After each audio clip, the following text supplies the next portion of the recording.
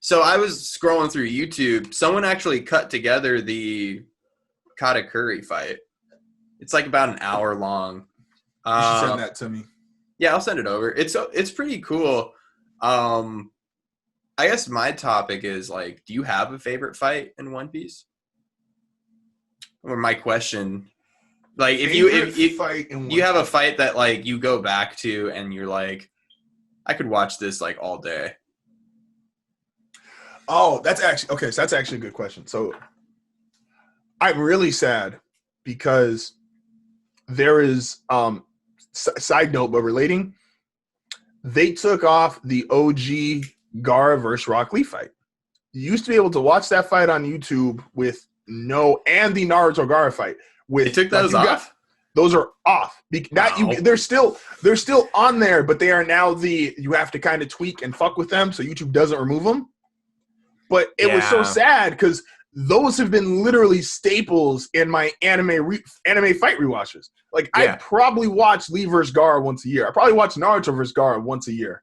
And to just not, and obviously, like, I'm being a bitch here. I could go to fucking like Crunchyroll or whatever, just like watch the fight straight through on there. Yeah. But I love being able to go on YouTube and watch it.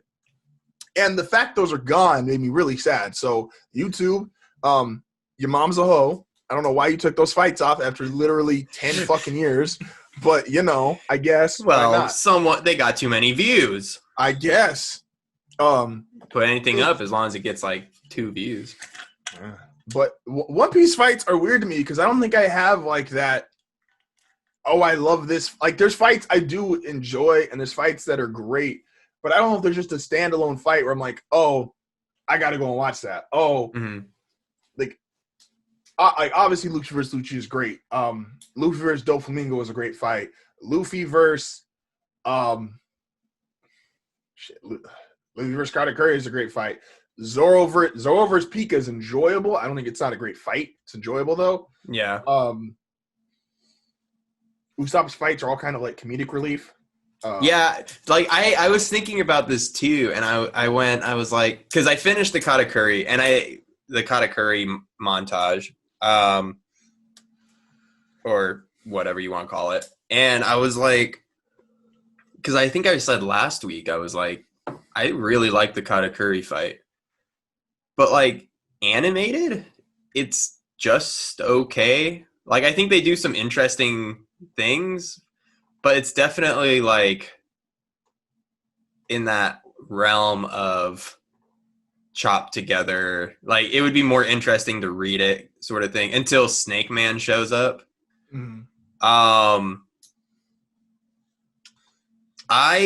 There are 2 fights I go back to all the time, and I go back to an Usopp fight all the time, and it's Usopp versus Perona, because 10-ton hammer is the best. Like, I don't know, it always brings joy to my heart to know that he beat her in that way. And then to know that Zoro did the same thing to Monet, like, but in a more serious thing. Yeah. But those are hard to consider like great fights, because like the thing with One Piece is its fights are storytelling. So you don't have I'm talking more in terms of like anime, right? Like, which one do you go back and watch? And I don't have one for One Piece. Usopp versus Perona. This one just popped up again for me today and it reminded me how much I love it. Luffy versus Bluno might be my favorite fight. The first time he uses Gear Second. It's clean, man. It's just clean. Like, I think in the manga it's a pretty quick fight, and then in the show too, I think it's a quick fight. Like, maybe an episode, but like, it's just a clean fight. Like, the animation style is so clean. Like, Luffy's doing these flips and the camera's actually like moving through the fight and stuff. Like, I was like, none of that happened in the Katakuri fight.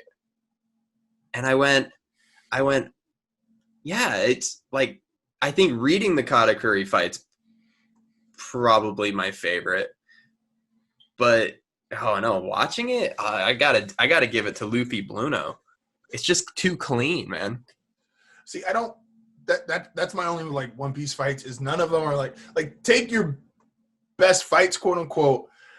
They don't feel great because the fight itself is great. They're great because what they mean to the overall world and story. Yeah. Like Lee vs. Gaara essentially has like no real consequence. Like there's nothing actually like Lee gets eliminated, cool, and that's it. But it's such a moment, and the fight scenes, the animation, everything that went into it is like it's great moment, great artwork, great animation, makes for a fantastic fight. Yeah. Naruto vs. Gaara means more, so I'm not going to put that one in the same light. I still like watching that one. Oh no, I love that fight. That's a good fight. Yeah. That one means something. So that one should be a better fight because it means more to the story. It's impactful. It's Naruto's first like really like big guy taken down by himself.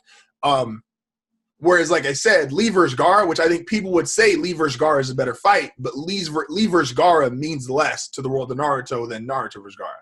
Yeah. And with One Piece, I'm like, I love Aokiji whopping everybody when they first meet him, but that's not a fight. They can't fucking fight him.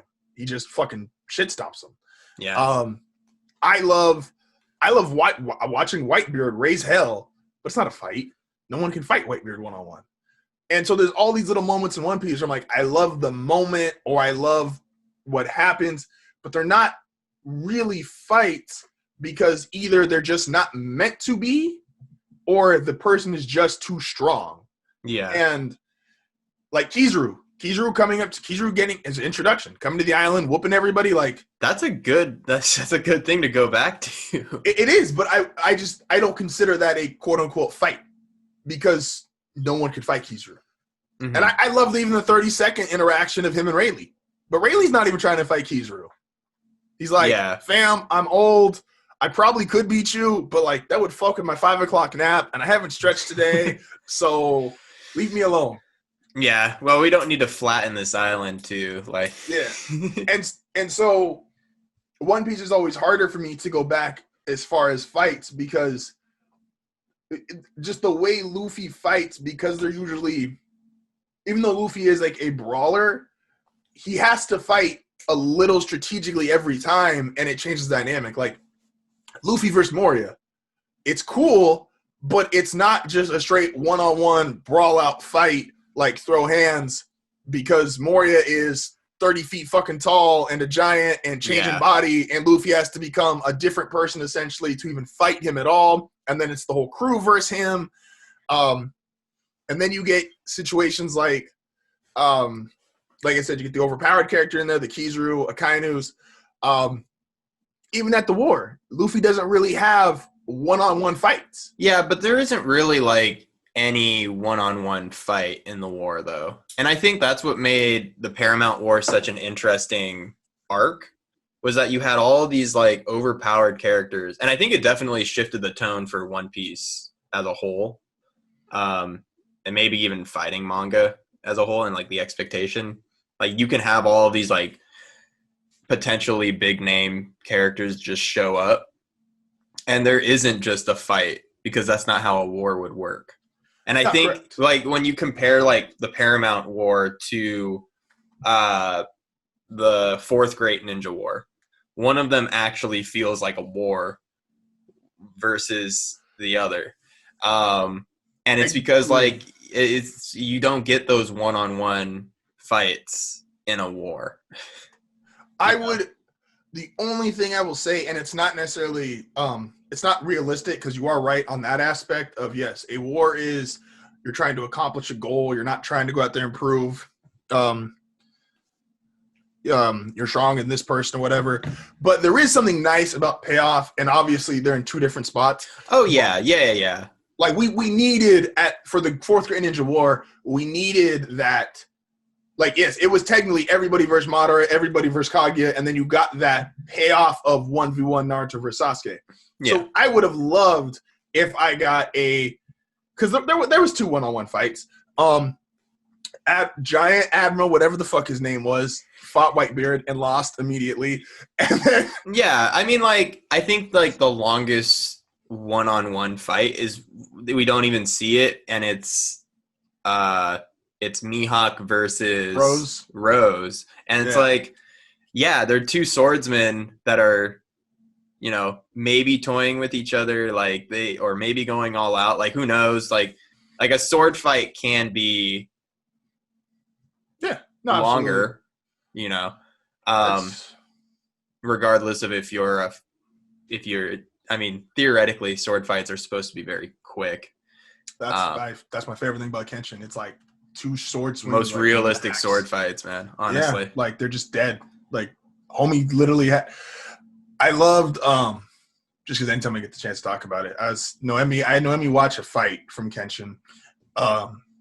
It was the Saito fight, because that fight's amazing. Yeah. And I always tell her, it's like, this is the part that's real, because she's not obviously like as nerdy as I am when like comes to deep dive and shit. And I'm like, this is why this show is fantastic, because this is the first time you've seen homie like fight like he used to, and his first attack was, I cut off your fucking head from the back side of your neck. And I was like, yeah, no, that's what you're supposed to do, because if there's 3 guys coming at you and it's your job, like kill everybody in the village or die, yeah, you cut someone's head off. Like, yeah, I mean, yeah, why not? I can do it. I'm not no bitch. Yeah, like I'm fast and I swing a sharp metal object. Get fucked. Yeah. And in a world with no powers, like I win. Yeah. I know you won't get up if I cut your head off. So facts. I do